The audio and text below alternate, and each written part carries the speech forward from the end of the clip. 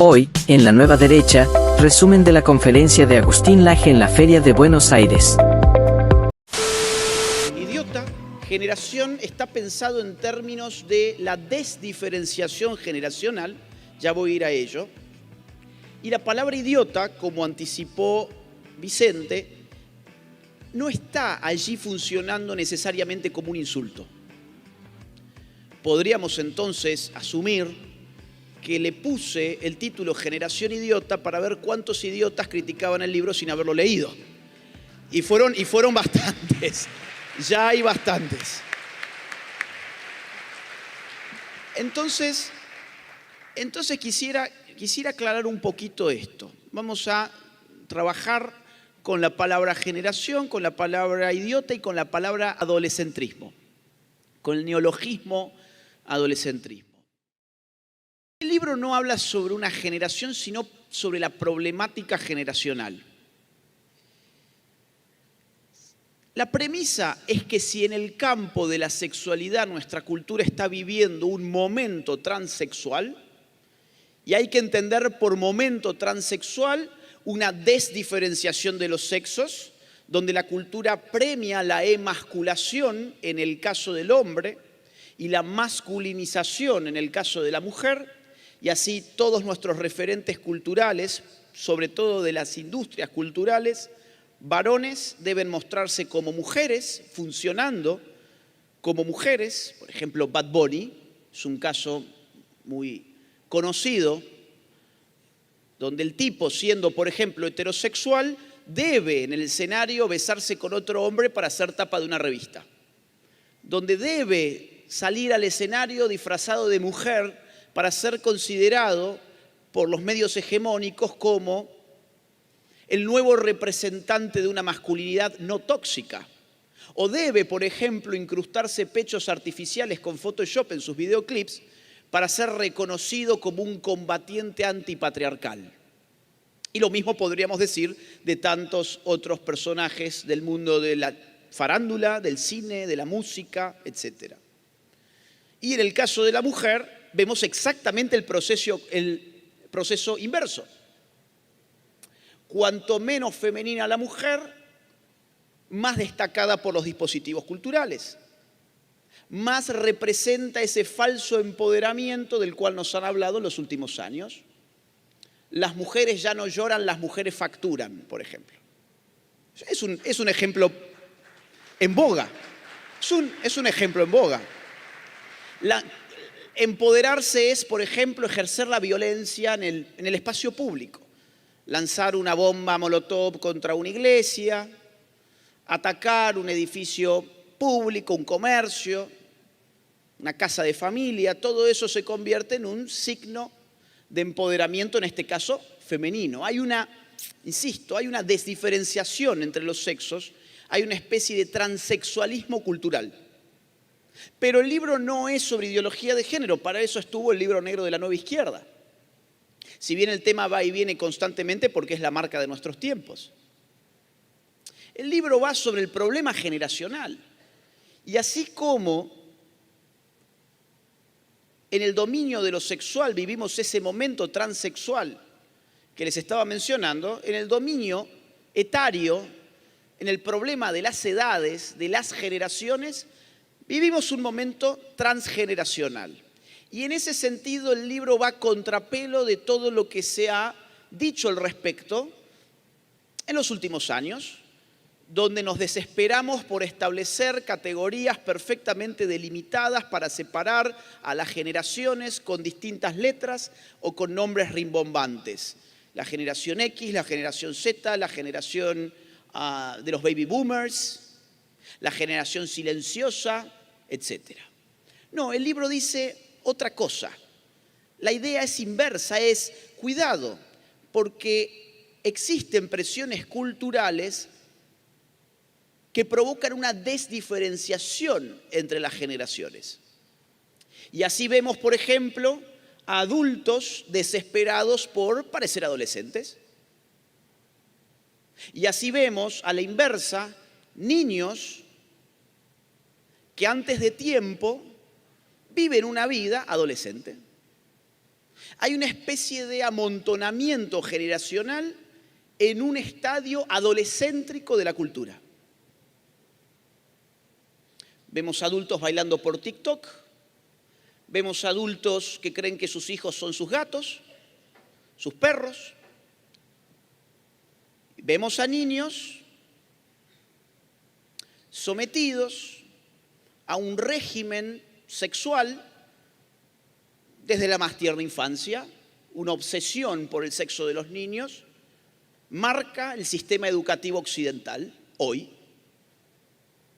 en el nombre de los derechos sexuales de los niños, que ya nos han explicado por fin de qué se trataba eso en España, por ejemplo. La ministra de Igualdad ya nos dijo perfectamente, el derecho sexual del niño es a tener relaciones sexuales con quien él quiera, porque el niño puede decidir con quién acostarse, y si decide con un adulto, pues entonces eso es una decisión legítima, corresponde a sus derechos en tanto que niño, en tanto que sujeto sexual. Todos los niños, las niñas, les niñas de este país tienen derecho a conocer su propio cuerpo, a saber que ningún adulto puede tocar su cuerpo si ellos no quieren, y que eso es una forma de violencia. Tienen derecho a conocer que pueden amar o tener relaciones sexuales con quien les dé la gana, basadas, eso sí, en el consentimiento. En Barcelona, en agosto del año pasado, se organizó un festival público en una localidad donde había juegos para menores, para niños. Niños a partir de 11 años ya podían ingresar en el juego. Uno de ellos consistía en colocar con la boca un condón en un plátano, untarlo con miel y lamerlo, por ejemplo.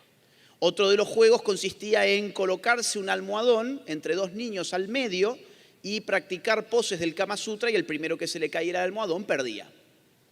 Este tipo de insistencia sexual para con los niños les priva, evidentemente, de una infancia. Los queremos adolescentes hipersexualizados antes de tiempo. Y con el mundo adulto pasa exactamente lo opuesto. No queremos que asuman las responsabilidades del mundo adulto.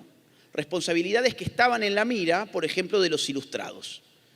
La idea de una libertad, una autonomía para el ilustrado, iba de acuerdo al ejercicio de la razón. Hoy vincular libertad y razón es prácticamente imposible. El adolescentrismo hay que pensarlo sociológicamente. ¿Cómo? Como una transferencia de las características psicológicas del adolescente al cuerpo social. ¿Qué tipo de rasgos psicológicos? Voy a mencionar dos nomás aquí. En primer lugar, la identidad.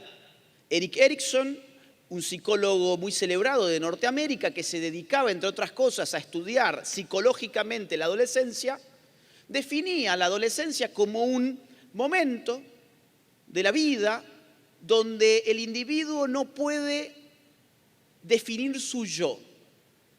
No coagula el yo, porque el yo precisa de continuidad. El yo precisa de identidad, y la identidad siempre refiere a elementos que permanecen en un mundo que cambia. No hay identidad sin una determinada permanencia de elementos idénticos a sí mismos que me permiten hablar sobre el quién soy yo. ¿Cómo hablar del yo si no hay nada que permanece?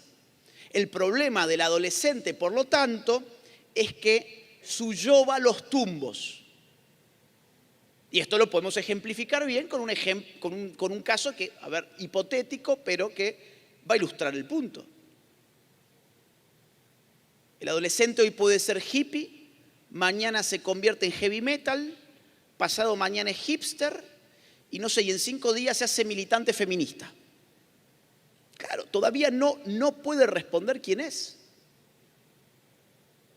Y eso que era un rasgo psicológico de un momento muy específico de la vida, hoy ese momento es inefable. No tenemos ni idea cuándo termina la adolescencia, precisamente porque no tenemos idea cuándo empieza la identidad. ¿Y por qué no tenemos idea cuándo empieza la identidad? Porque hemos perdido las referencias sociales de nuestra identidad individual. Por ejemplo, la religión. La religión estabilizaba el yo. Yo soy católico, yo soy cristiano. Nazco siendo católico, muero siendo católico. Eso ya no existe. Ya no existe como fenómeno cultural, digamos así. Hoy voy a los tumbos. Apareció un nuevo gurú de redes sociales que me vende espiritualidad 2.0 y me convierto en un nuevo seguidor de esa rama. Ya no puedo establecer mi yo con arreglo a eso porque eso ya no permanece. O pensemos, por ejemplo, en la nación. Nazco argentino, muero argentino, eso implica una serie de lealtades, una serie de simbologías, una serie de historias, una serie de sentimientos arraigados que hoy solamente aparecen cuando se gana un partido de fútbol. Solamente aparecen de manera lúdica.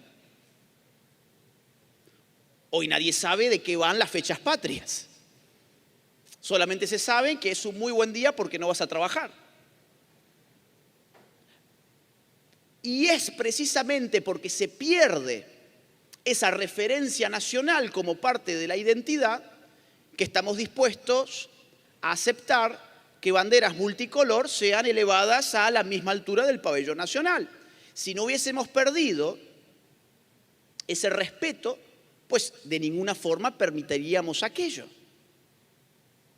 El sexo era una referencia identitaria. Nazco hombre, no está sujeto a la fluidez. El género está sujeto a la fluidez. Y el sexo ya no existe más. Segundo ejemplo, el sentido. El adolescente tiene un grave problema de sentido.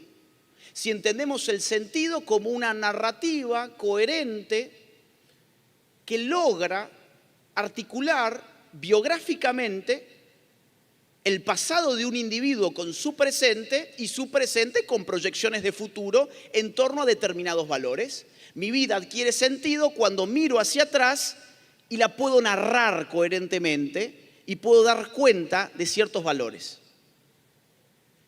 Y cuando a su vez puedo mirar hacia adelante y decir, hacia allá estoy yendo. El adolescente, ¿por qué no lo puede hacer? Porque su pasado es una amenaza. El adolescente está amenazado por el pasado porque su pasado es su niñez.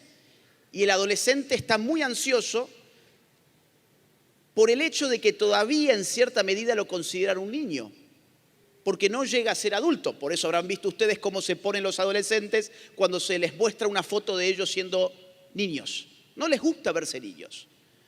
A nosotros, a su vez, no nos gusta nuestra historia. Como dice Vicente, el problema no es tanto el desprecio por el pasado, que ciertamente existe y lo vemos en la destrucción de los monumentos, el ataque a edificios emblemáticos de una sociedad, a una catedral, mancillar el nombre de héroes de una patria, sino que lo vemos sobre todo en la indiferencia respecto del pasado. No queremos saber del pasado porque eso ya no tiene conexión con nuestro presente. ¿Y qué pasa con el futuro? El adolescente es adolescente en la medida en que todavía no desarrolla un plan. Todavía no sabe qué va a estudiar, no sabe de qué va a trabajar, no sabe con quién se va a casar, no sabe nada, el futuro le está clausurado. Simplemente tiene que vivir en un presente absoluto. ¿Y cuál es el futuro que nos ofrece nuestra cultura hoy? En un plano social, quiero decir, ya no psicológico. ¿Cuál es el futuro? ¿Qué nos vende la cultura sobre el futuro? Apocalipsis. Apocalipsis nuclear, apocalipsis pandémicos, apocalipsis climáticos. Por lo tanto, hay que vivir en un presente absoluto. Carpe diem se tatúan muchos. Eso es el adolescentrismo. Es una transferencia de características que se tenían por psicológicas y que ahora son rasgos sociológicos del cuerpo social. Ahora me queda una palabra por desarrollar, que es la del idiota. La palabra idiota tiene un significado, tiene una etimología, digamos así, bastante profunda, que se la puede rastrear hasta la antigua Grecia. Vemos aparecer al idiota, o que también Platón lo llama el anoetos, el tonto. Vemos aparecer el idiota como aquel que está ensimismado, como aquel que, pudiendo participar en la polis, decide no hacerlo. ¿Por qué? Porque no puede salirse de sí mismo. ¿Por qué semejante destrato para el hombre privado? Idios es lo propio. Es una raíz griega que significa lo propio. ¿Por qué tanto destrato para con el hombre privado en la antigua Grecia? Muy simple, porque el sentido de la libertad en un mundo antiguo, en un mundo griego antiguo, es político. Hay libertad donde el hombre puede discutir de política con sus iguales, en el espacio público, en el ágora. Y este hombre que puede hacerlo, pues no lo hace, es un idiota. Nuestra modernidad nos ha dado un concepto de libertad bastante distinto. A nosotros nos han dicho, hay libertad allí donde no hay política. Para el mundo antiguo era exactamente al revés. Hay libertad donde hay política. De hecho, el esclavo debía trabajar para que el hombre libre pudiera ser liberado de la necesidad y así poder concurrir a discutir de política con sus semejantes. Aristóteles lo explica muy bien en el libro 1 de La Política. Y algo de razón tenían, porque si es cierto que somos animales sociales, pues también es cierto que hay que ordenar a la sociedad. Y si hay que ordenar a la sociedad, pues alguien debe hacerlo. Y aquel que no participa de política, no por ello está menos sujeto a las normas que se establecen en una comunidad política. Y es un idiota si no va a tratar de que su voz sea escuchada. La gran pregunta del libro es, ¿dónde está hoy el idiota? Ese idiota era inofensivo. Se hacía daño a sí mismo. ¿Por qué? Porque se sujetaba a reglas establecidas por otros. ¿Dónde está hoy el idiota? Hoy es inofensivo. No, hoy tiene TikTok. Hoy el idiota está en el centro del problema político. Hoy el idiota quiere que lo escuchen, pero siempre como una referencia al sí mismo. Por eso es un idiota. ¿Cómo se puede enfrentar? El libro no simplemente es una crítica, es también una propuesta. Hay una noción que a mí me ha gustado desarrollar en el libro, que es la noción de educación radical. Si buscamos la explicación del idiota en la etimología griega, podemos encontrar un principio de solución en la etimología de la palabra educar. Ex ducere, ex afuera, ducere guiar, conducir. O sea, ¿qué es educar? Es ayudar a que alguien salga de sí mismo. ¿Y qué es ser un idiota? Es no poder salir de sí mismo. Entonces, ¿por dónde pasa la solución? A nivel político estructural, traté de decir algo en La batalla cultural, que fue el libro que traje el año pasado. En este libro trato de dar algunas pistas sobre lo individual familiar, vamos a decir así. O sea, a la pregunta de cómo me defiendo a mí mismo y cómo defiendo a los míos. ¿Cómo defiendo a mi familia? ¿Cómo hago que mi familia vuelva a ser una escuela, un lugar de cultura, un lugar de crítica, un lugar de diálogo? Ya no más un hotel, sino una familia de verdad. Ya no una sociedad, una comunidad.